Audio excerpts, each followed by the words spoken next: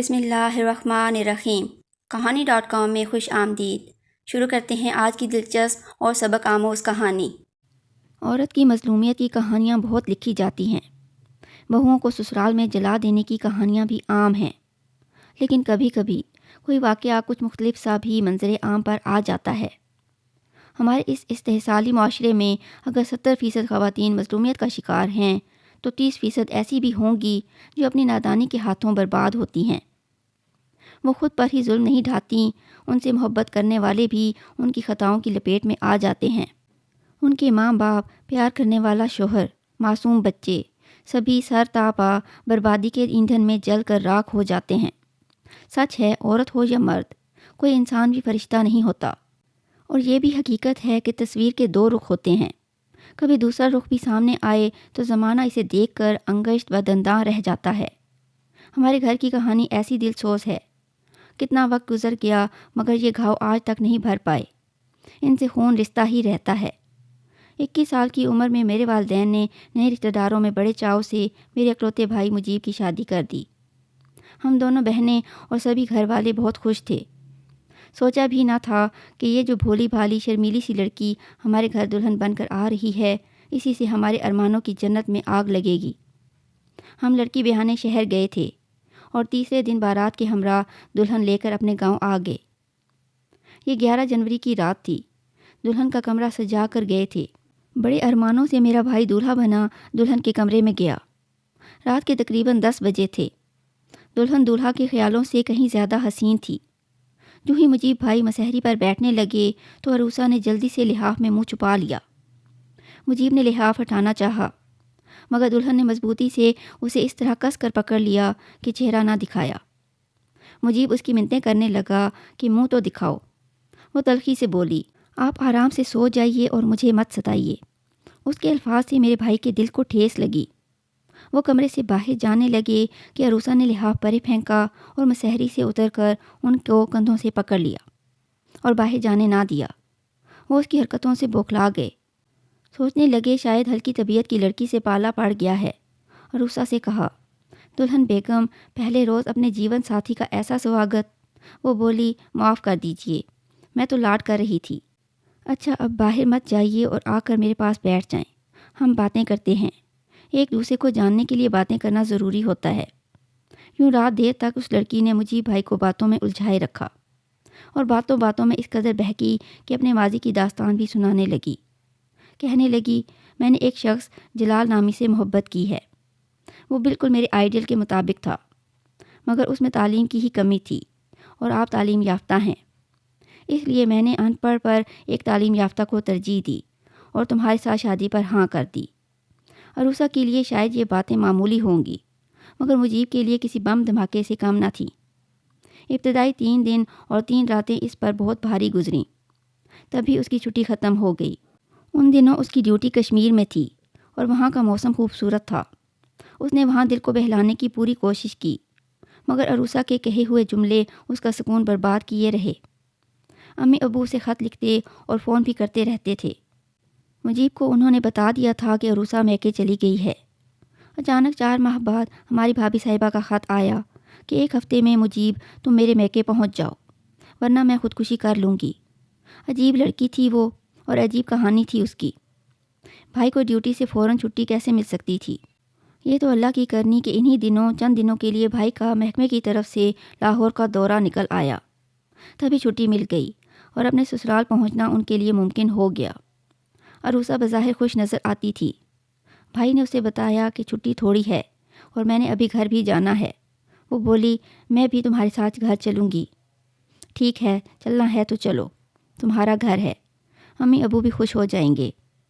اسی دن دوپہر کو جبکہ بھائی اپنے سسرال میں عروسہ کے کمرے میں لیٹا ہوا تھا اور وہ کچن میں تھی، اس کی چھوٹی 4 سالہ بہن فرش پر کھیل رہی تھی۔ وہ کبھی کوئی چیز اٹھا کر لاتی، کبھی کچھ اٹھا کر لاتی اور بھیا کو دیکھ کر خوش ہوتی۔ اس کی معصوم اداؤں پر مجیب محظوظ ہو رہے تھے۔ اسی اثنا میں اس نے سنگھار دان کی میز کے نیچے سے ایک کاغذ کا ٹکڑا اٹھایا اور بھائی کو لا کر دیا۔ مجیب نے وہ کاغذ لے لیا اور اس پر لکھی تحریر پڑھنے لگے۔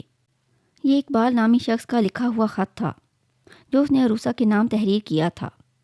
عروسہ کے لکھے ہوئے چند جملے بھی اس میں رقم کیے ہوئے تھے۔ لکھا تھا، اقبال، کیا ہوا جو میری مجیب کے ساتھ شادی ہو گئی ہے؟ میرے دل میں تو صرف تم ہی بسے ہوئے ہو۔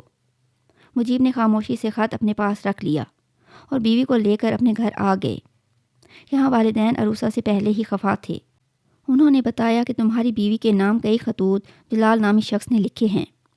جب میں نے تمہاری بیوی سے پوچھا کہ یہ کون ہے اور کیوں تمہیں خطوط لکھتا ہے تو الٹا مجھ پر ناراض ہو کر غصہ میں میکے چلی گئی۔ اب تم اس مسئلے کا تصفیہ کر کے جاؤ۔ مجیب بھائی نے بیوی سے پوچھا تو اس نے قسمیں کھا لیں۔ ان کو صدمہ ہوا کیونکہ ایک خط اقبال نامی شخص کا پہلے سے ان کے پاس موجود تھا۔ دوسرے روز ابا جان نے جلال نامی شخص کے 2 خطوط بھائی کے حوالے کر دیے جو ڈاکیا دروازہ بجا کر ان کو دے گیا تھا۔ مجیب بھائی نے خط پڑھا جس میں بےہودہ قسم کی باتیں لکھی ہوئی تھیں۔ یہ دونوں خطوط انہوں نے جب عروسہ کو دکھائے تو وہ شرمندہ ہو گئی۔ بولی، ماضی گزر چکا، اب اس کو دبوچ کر ہلاک تو کر نہیں سکتی۔ لڑک پن میں خطائیں ہو جاتی ہیں، آپ معاف کر دیجئے۔ قسمیں کھائیں کہ ایک بار اعتبار کر لو، پھر کبھی ایسی غلطی نہ ہوگی۔ اب جن سے سلام دعا کر لی تھی وہ پیچھا نہیں چھوڑ رہے تو ان کو سمجھانے کہاں جاؤں؟ اب کبھی میری طرف سے شکایت کا موقع نہ ملے گا، بس ایک بار معاف کر دو۔ بھائی کو جلد ڈیوٹی پر پہنچنا تھا۔ بیوی کو کچھ کہا اور نہ جھگڑا کیا، خاموشی اختیار کر لی اور ڈیوٹی پر روانہ ہو گئے۔ لیکن جاتے ہوئے دیہاتی پوسٹ ماسٹر کو کہہ گئے کہ میری عدم موجودگی میں عروسہ کے نام سے کوئی خط آئے تو گھر پر مت دینا بلکہ اپنے پاس رکھ لینا۔ پوسٹ ماسٹر مجیب بھائی کا دوست تھا، اس نے یقین دلایا کہ ایسا ہی ہوگا۔ بھائی ڈیوٹی پر 1.5 ماہ رہا۔ وہاں عروسہ کے خطوط اس کو برابر ملتے رہے۔ ان خطوط میں ہمارے والدین کی شکایتیں لکھی ہوتی تھیں۔ واپسی میں بھائی گھر آتے ہوئے پہلے پوسٹ ماسٹر کے پاس گئے۔ اس نے کچھ خطوط ان کے حوالے کیے۔ رات کو جب سب سو گئے تب مجیب بھائی نے عروسہ سے پوچھا، پھر کوئی خط تو نہیں آیا اور تم نے کوئی غلطی تو نہیں کی؟ وہ ناراض ہونے لگی کہ کیسی باتیں کرتے ہو، بہتان لگاتے ہو۔ تبھی اس نے وہ سارے خطوط بیوی کے سامنے رکھ دیے۔ وہ بے حد شرمندہ تھی، پھر سے معافیاں مانگنے لگی، مگر بھائی اس کی معافی قبول کرنا نہیں چاہتا تھا۔ تبھی عروسہ نے کلام پاک سامنے رکھ دیا اور کہا کہ اس مقدس کتاب کو ضامن بنا کر کہتی ہوں کہ اس بار اور معاف کر دو، آئندہ کبھی کوئی غلطی نہ کروں گی۔ دراصل میں تو ان سے واسطہ نہیں رکھنا چاہتی، یہ خود مجھے بلیک میل کرنا چاہ رہے ہیں۔ بھائی نے قرآن پاک اٹھا کر تعظیم کے ساتھ الماری میں رکھ دیا اور غصہ ضبط کر لیا۔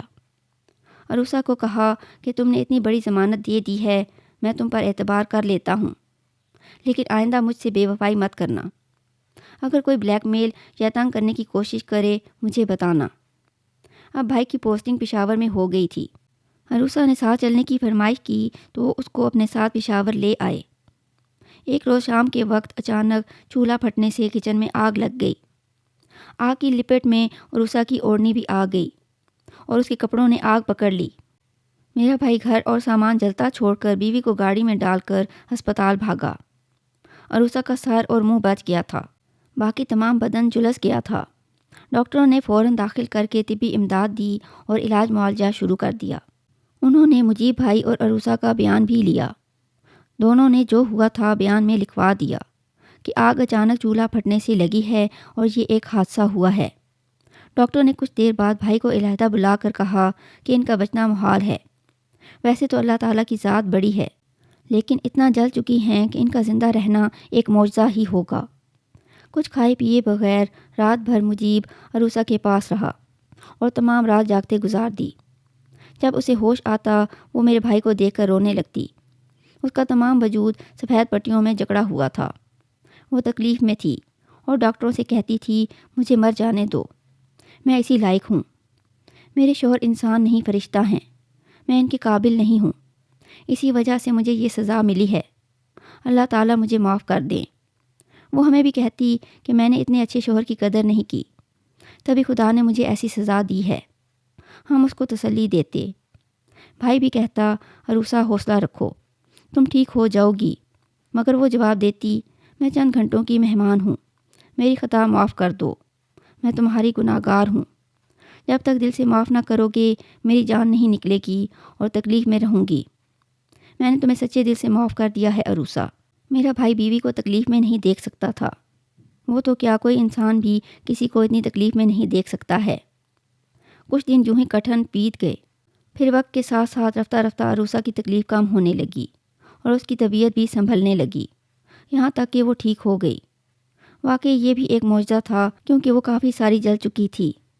ایک دن اس نے بھائی مجیب سے کہا کہ میرا سارا وجود تو جل گیا ہے، اب تو آپ کو میری ضرورت نہیں رہی ہے، مجھے تمہاری ہی ضرورت ہے، خواہ تم جس حال میں ہو، تم میری شریک زندگی ہو، میں تمہاری قدر کروں گا۔ تب وہ مشکور ہو کر رونے لگتی۔ اللہ تعالیٰ کی مہربانی سے وہ دن بھی آ گیا جب وہ بالکل ٹھیک ہو گئی۔ تکلیف رہی اور نہ زخم رہے، بس زخموں کے نشان بدن پر باقی رہ گئے۔ ہاتھ پیروں اور چہرے پر کوئی نشان یا داغ نہ تھا۔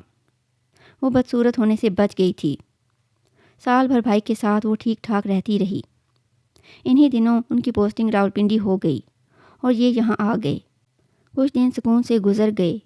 ایک دن عروسہ کہنے لگی کہ بہت دن سے میں میکے نہیں گئی، میرا دل بہن بھائیوں اور ماں باپ کے لیے اداس ہے، کچھ دن ان کے پاس جا کر رہنا چاہتی ہوں۔ مجیب نے چھٹی لی اور اسے لے کر اس کے میکے آ گئے۔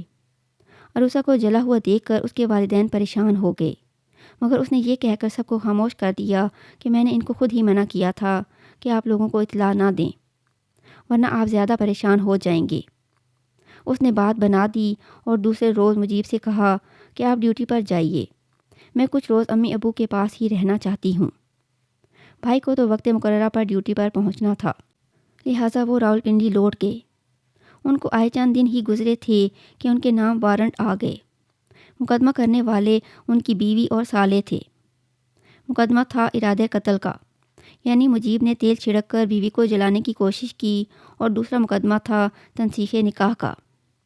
مجیب نے جان لیا کہ عروسہ طلاق چاہتی ہے، سوچا کہ ایسی بیوی کو رکھنے کا کیا فائدہ، بہتر ہے طلاق دے دوں۔ مقدمہ لڑنے کا مطلب ذلیل و خوار ہونا تھا، لہٰذا انہوں نے طلاق کے کاغذات ڈاک کے سپرد کر دیے، تاکہ یہ عورت جیسی زندگی گزارنا چاہتی ہے اور جس کے ساتھ اپنی خواہش پوری کر لے۔ اب بتائیے قصور مجیب کا ہے یا اس عورت کا، جو شکل سے بھولی بھالی اور شرمیلی سی، مگر چھپی رستم اور گنوں کی پوری نکلی۔ وہ خود کسی اور سے شادی کرنا چاہتی تھی۔ جلال تھا کہ اقبال، خدا جانے، یا پھر ایک ہی آدمی کے دو نام تھے، جو ہمیں پریشان اور میرے بھائی کو بد دل کرنے کے لیے ہمارے گھر خطوط ڈال جاتا تھا۔ میں نہیں کہتی کہ لڑکیاں کم سنی میں اپنی مرضی کی شادیاں کر لیں، جبکہ ابھی وہ عقل کی کچی ہوتی ہیں، لیکن بچیوں کی شادیاں تبھی کرنا چاہیے جب وہ باشعور ہو جائیں، اور شادی کے رشتے کو ایک مقدس رشتہ سمجھتے ہوئے اس کو دل سے قبول کریں۔ یہ تھی آج کی کہانی۔ اگر ویڈیو پسند آئے تو اسے لائک اور شیئر کریں، چینل کو سبسکرائب کریں اور بیل نوٹیفیکیشن آن کر دیں تاکہ ہماری آنے والی ہر کہانی آپ کو بر وقت مل سکے۔ کمنٹس میں اپنی قیمتی آراء سے ضرور آگاہ کریں۔ اپنا اور اپنے چاہنے والوں کا بہت زیادہ خیال رکھیں۔ اللہ حافظ۔